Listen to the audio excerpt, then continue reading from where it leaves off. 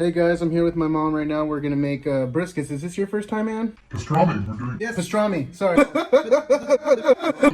brisket is what you make, how you make pastrami. All right, so this has been sitting in here for about 3 days. It was Sunday, so yeah, 3 days so far. It's got to go for 5 days. We're gonna flip it over. We got to flip it because areas that touch, like here, aren't getting the brine. So to make sure it gets evenly brined. Plus, we got 2 whole briskets in here, so we want to make sure that they're not touching.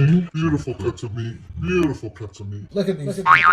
Beautiful cuts of meat here. Look at this whole brisket.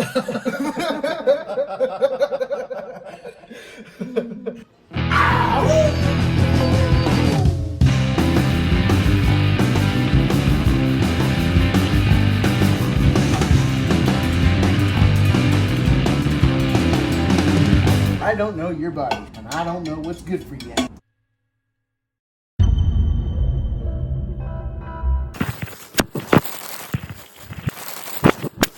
So 1/4 cup of this rub. I'll sprinkle it in and just rub it in. We just want to make sure the whole thing gets covered. This side gets more than the other side. Yeah, the non-fat side gets more rub. The other side gets like the leftovers. Get ready to rub your meat. All right, start rubbing. You want to say what's inside this powder? This is freshly ground right now. Black pepper, some smoked paprika, And coriander seed. Very simple rub. 3 items. Gonna make a beautiful crust. Oh yeah. A little bit more right there. I know. Got it packed in there? Yep, you do. Boom. now we probably could trim it, but I like a little bit of fat. It keeps it juicy. What do you think? You don't want it to where it has nothing. Otherwise, it's just dried out meat. Of course, it'll. Juicy. All right. Of course, it'll. Juicy. Round 2, second side. Second side gets the leftovers. Gets a little oop. The side with meat, you're gonna want to put the seasoning on. The side with fat, you just want to lightly season it. It's not as much of a crust. Yes, exactly. It's not as much of a crust. Exactly. Very good. Whee! No.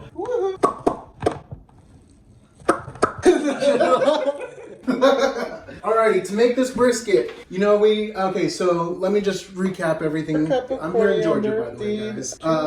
This takes a while. So my mom actually did the brining for 5 days. Dried it off. You want to dry it off really well. You don't want it to be moist. There are 3 seasonings that we put on the rub to get that beautiful crust. You're gonna put extra seasoning on the part that's not fatty, and just a little bit of seasoning on the fatty part for flavor. 4 cups of water. And what is that for? Well, thank you for asking. 4 cups of water. We're gonna put this right into our roasting pan. Now, the reason why we have this water is it's gonna steam and cook the meat. We're gonna cook this for about 3 to 4 hours at 300 degrees, and you want the internal temperature to be around 200. We'll talk more about this afterwards. Huh? Why are you sweating? Oh, my mom has stairs in her house, and I had to run down and change my clothes. Brian doesn't have stairs. That's why we do the show at his house. Yeah. You want the fatty part to be on top. I thought it was down. You're gonna take the fatty side up. And that's so that when it cooks, the fat drizzles over and gives the meat more moisture and flavor. Pull it a little bit like this and like this, because we are gonna have foil over it, so we're gonna keep that steam in. So I think we're okay. Should I leave these here for Brian? He usually does the dishes afterwards. So we have our 2 beautiful briskets. You want to double this. Yes, very, very heavy. I think this is brand new. Coriander seed, 2 tablespoons of freshly ground black pepper, and 2 tablespoons. Okay, that's enough. Not Christmas. This is how Hans wraps his presents at Christmas. Not Christmas. There we go. There you go. Oven, 300 degrees. Now, hold on. Brian, also, this is why I like you filming, because my mom loves talking over everything. Go ahead, Ann. Don't burn yourself. To pull the thing out. I got it. No. Hi, folks. Welcome back. We're going to shove this. You want to make sure it's nice and tight. You don't want anything to escape. You want it all to steam in there and everything. Done. We put the pastrami in the oven. We're gonna do 3 to 4 hours in here. We're gonna check it. The internal temperature needs to be at 200. Once it's at 200, we're gonna pull it out and we're gonna want to eat it right away. But we can't. We have to let it rest for at least 30 minutes. You want those juices to stay inside the meat and everything like we always do. Step 1, hot water. We added a little bit of 106 degrees. 106 degrees We don't want warm. to burn the yeast. Step 1, hot water. Step 1, 106 degree hot water. A little bit of oil so it doesn't stick. We're gonna make ourselves some rye bread for this pastrami sandwich. So here we're using this sweet rye. All we're doing is just dumping it right in. Sprinkle the top with the yeast. And start. It is nice to have a bread machine. 3 hours. 3 hours. 3 hours. 3 hours, and we have made some rye bread. Beautiful. Time to make some cold slaw. So we have some salt. We have some. We had to bless this with some of Mare's 5 spice. We have mayonnaise. We have a spicy ketchup, grated onions, horseradish, and we are making a Russian-style dressing for our pastrami sandwich.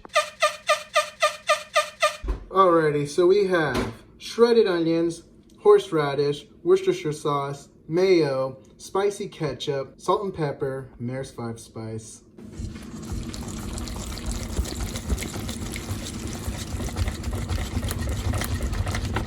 Now, once we're done mixing all this, you're gonna wanna let it set for at least an hour to 2 hours to let all those flavors marry. Hey Mary, how you doing? All right, Brian, I need you back here. My mom's trying to turn this into a Mexican meal, not a Jewish deli meal.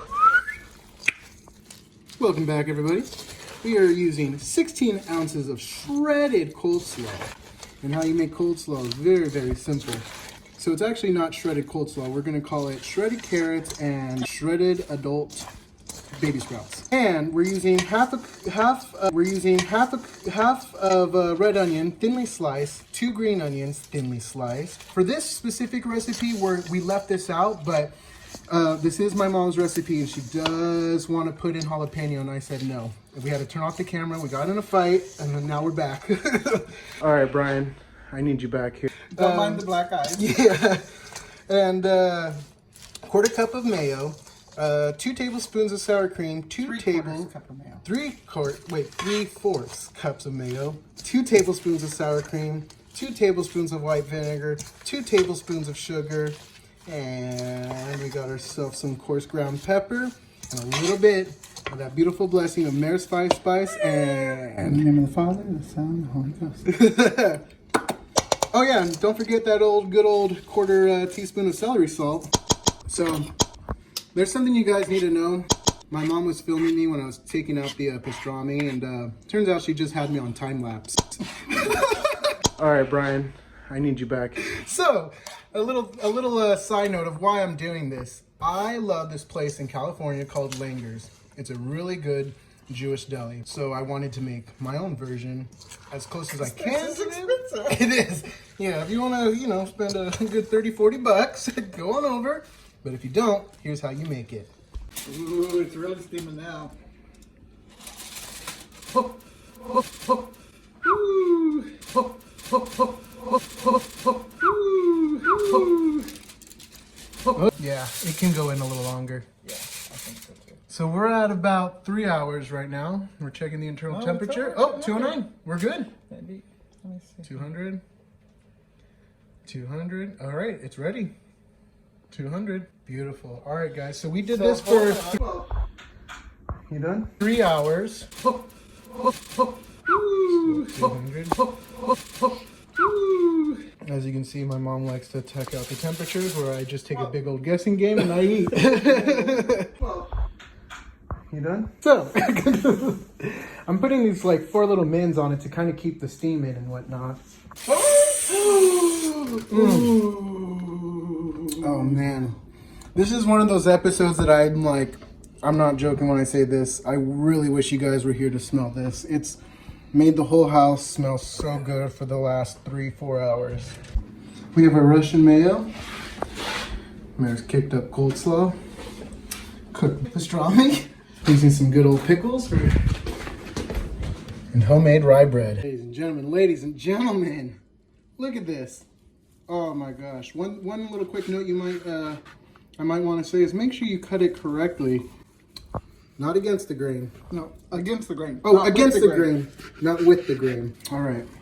It's going to be time for me to put this together soon. So we're warming these beautiful things up inside the juice on the pan.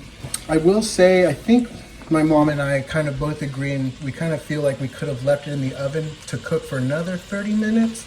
It was perfect at the 200 degrees for the internal temperature. Oh, that was just my mom burning herself. So anyways, I would just say let's do an extra 30 minutes and it would be ready.